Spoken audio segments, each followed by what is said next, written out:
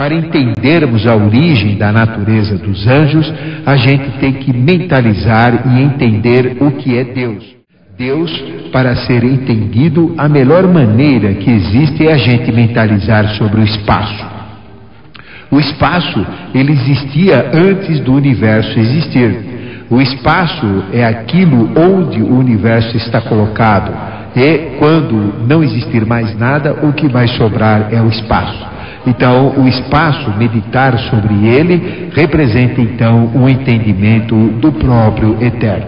Então, se nós associarmos o eterno como algo que sempre existiu, como algo que sempre está existindo e como algo que também sempre vai existir, e isto a gente entende meditando no espaço, a gente vai entender então o que é Deus. E neste princípio neste princípio do entendimento de Deus, então, nós temos a própria manifestação de Deus que nós chamamos de Parabrahma. E Parabrahma no ocultismo é a eterna possibilidade de vir a ser.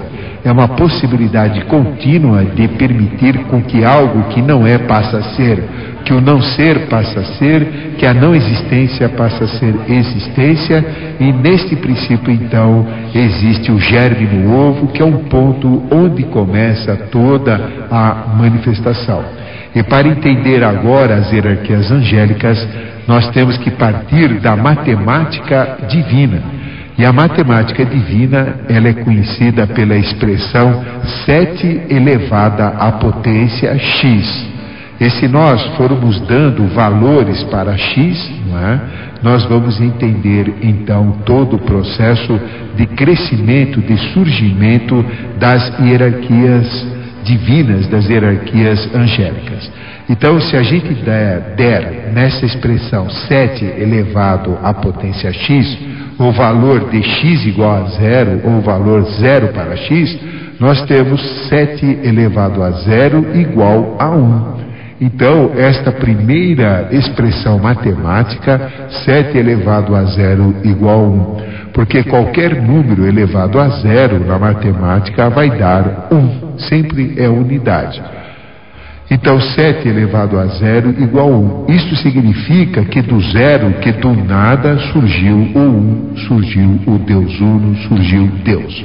Vamos colocar agora um outro número no lugar de x, que é o número seguinte, 1. 7 elevado a 1 é 7 elevado a ele mesmo, que dá 7. 7 elevado a 1 dá 7. Então, do 1 surgem os 7 autogerados, que na tradição oculta nós chamamos de 7 Elohims, e ocultamente também chamamos dos 7 universos.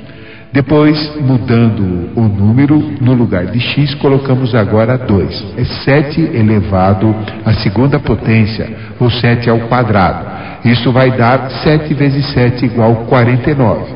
Então, do 7 saem 49. No jogo polar, que é o 2, saem 49.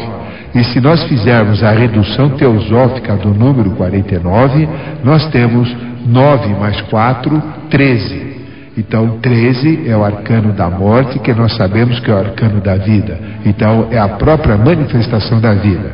E continuando a redução teosófica, 13 dá 1 mais 3 igual a 4. Então, representa todo o compasso evolutivo quaternário, representa toda a evolução, representa as hierarquias do raio divino. Se nós colocarmos no lugar de x agora 3, nós temos 7 elevado à terceira potência, ou 7 ao cubo, que dá 7 vezes 7 vezes 7, que dá 343. E se nós então pegarmos 343, fazendo a redução teosófica, nós temos 343, 3 mais 4 mais 3, que vai dar 10. E 10, então, representa todo o sistema evolutivo, representa a própria manifestação de Deus.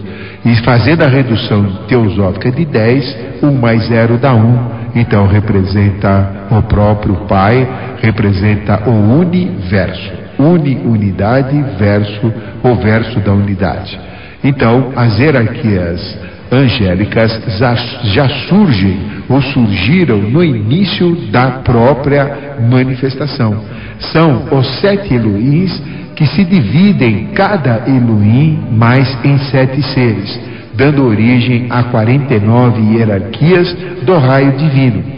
E cada uma dessas 49 hierarquias do raio divino, por sua vez, se subdivide também em 7, dando origem às 343 hierarquias na evolução, que em continuidade continuam se dividindo numa razão setenária. Cada um dos 343 se divide em 7, então vai dar 2.401. Cada um dos 2.401 se divide em 7, vai dar 14.807, e aí vai, até formar a miríade de anjos que existem. E a humanidade também funciona assim. Primeiro existia um homem, depois surgiram deste 7 aspectos, cada um dos 7 aspectos deu origem a mais 7, dando 49, cada um dos 49 deu origem a mais 7, dando 343, e aí vai até formar toda a humanidade como nós conhecemos no momento atual. E essa divisão, então, setenária das hierarquias angélicas formou as milícias, formou as legiões de anjos, então, menores. Dos anjos maiores, à medida que vai tendo a multiplicação setenária, vão surgindo então os anjos menores. E a subdivisão da inteligência, a subdivisão do poder angélico também acompanha o mesmo processo. À medida que cada anjo se divide em 7, cada um dos 7 divididos tem um potencial menor, ele tem realmente um poder menor. E toda esta divisão setenária dos anjos nós conhecemos ocultamente como tucuísmo. Então, o tucuísmo é esta projeção de seres partindo de uma essência se dividindo em razões setenárias. E nós temos então as hierarquias do raio divino, 49 hierarquias do raio divino que executam as ideias. E nós temos 49 hierarquias do raio primordial que realmente realizam as ideias. E as hierarquias espirituais, elas são no número de 49, e nós vamos passar agora para vocês, para você entender melhor. Existem, na maneira mais densa, próximos de nós, 7 logos. E os 7 logos, eles têm como corpo físico, porque cada entidade espiritual tem em correspondência um corpo físico. E os 7 logos, eles têm como corpo físico o próprio planeta. Por isso que existem 7 planetas sagrados. Cada planeta sagrado no nosso sistema solar, ele é habitado por um logos, que nós chamamos também de planetário. Então a Terra é o corpo físico de uma entidade espiritual chamada planetária, ou logos. Vênus é o corpo físico de uma entidade espiritual também chamada planetária ou logos. Assim sendo, para cada um dos 7 planetas ou globos, nós temos então os logos como entidades espirituais. Cada um destes logos tem um estado de consciência, que são chamados de raios. Cada um destes raios, eles também são emanados de 7 Dianxuans ou de 7 sóis ou 7 estrelas.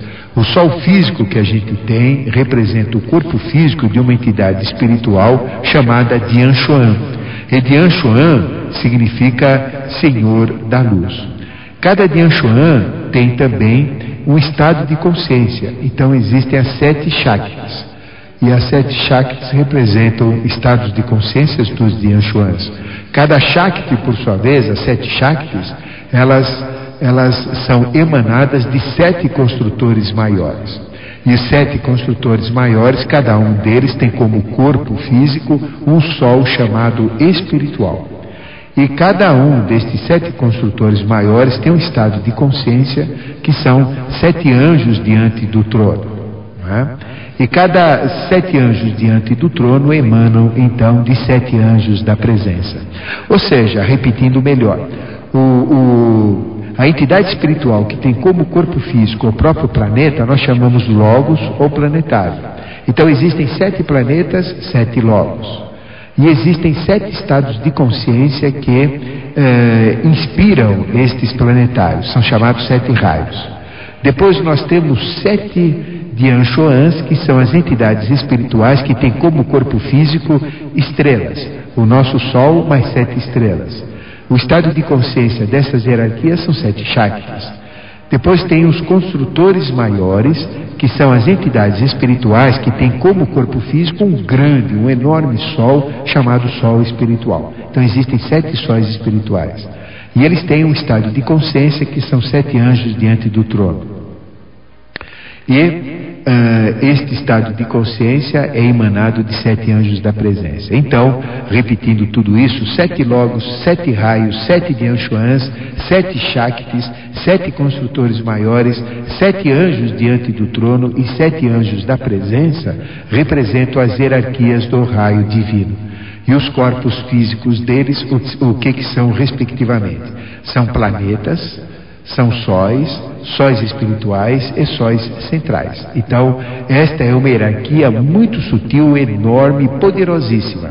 Mas nós entendemos no mundo das realizações com outros nomes.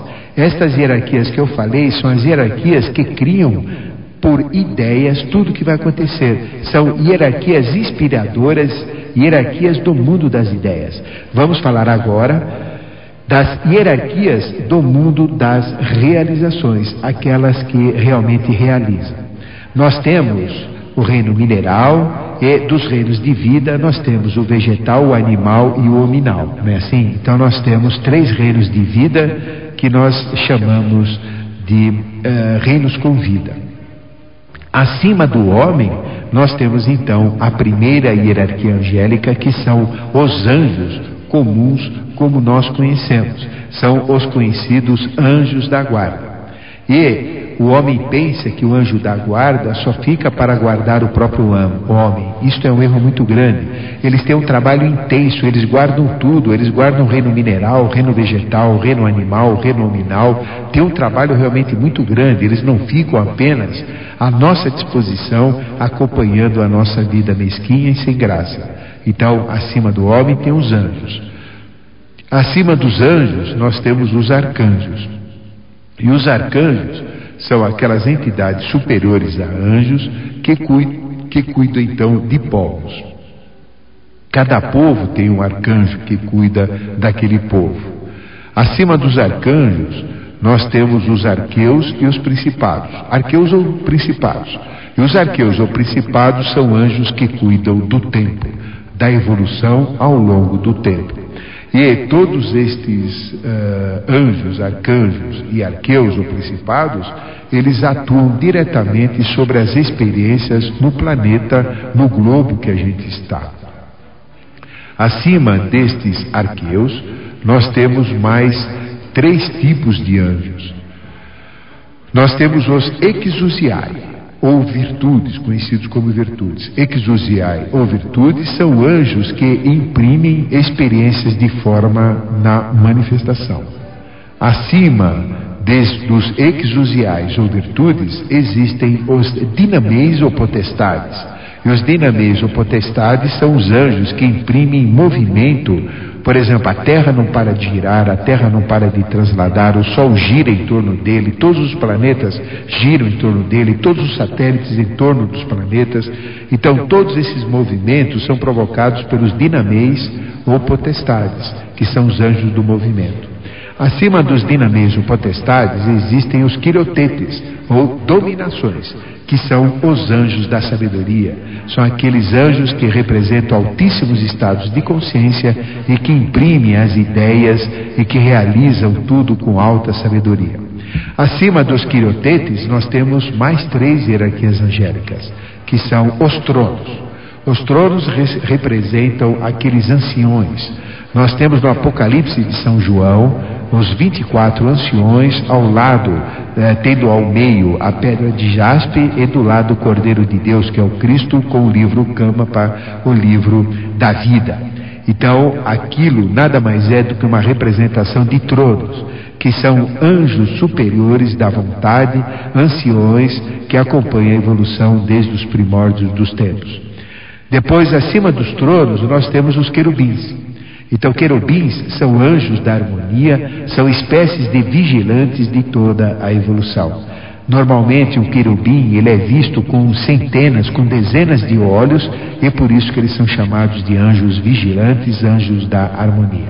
E acima dos querubins nós temos os serafins, que são os anjos do amor e os anjos da severidade, na razão que Deus se comunica conosco por amor, pela felicidade e pela dor ou pela severidade. Então, nós temos aqui 3 grupos de hierarquias angélicas, repetindo o primeiro grupo mais próximo do homem: anjos, arcanjos e arqueus ou principados. Acima destes, mais 3: exousiai ou virtudes, dinameis ou potestades, e quirotetes ou dominações. E acima desses 3, mais 3 anjos superiores, que são os serafins, os querubins e os tronos. Bom, nós vimos então que todo este processo das hierarquias angélicas é muito grande. Anjos, arcanjos, arqueus e principados, exousiais, virtudes, dinameis e potestades, quirotetes ou dominações, tronos, querubins, serafins, todas estas hierarquias dão uma riqueza maior ainda ao conhecimento. E o entendimento destas hierarquias permite entender a própria existência de tudo o que está manifestado, a existência do universo, realmente uma coisa maravilhosa. E o trabalho dos anjos realmente é um trabalho magnífico. São eles que construíram o nosso planeta, todas as experiências evolutivas nos 4 reinos, são eles que constroem os universos, as galáxias, as estrelas e tudo o que existe em manifestação. E o trabalho de cada hierarquia angélica é muito bem definido nos conhecimentos ocultistas. Em particularmente relacionado ao ser humano, nós temos o trabalho dos anjos, o trabalho dos arcanjos e dos arqueus. E o anjo da guarda, ele não é um guarda só da pessoa, de cada indivíduo. Ele guarda os 4 reinos e todas as experiências evolutivas.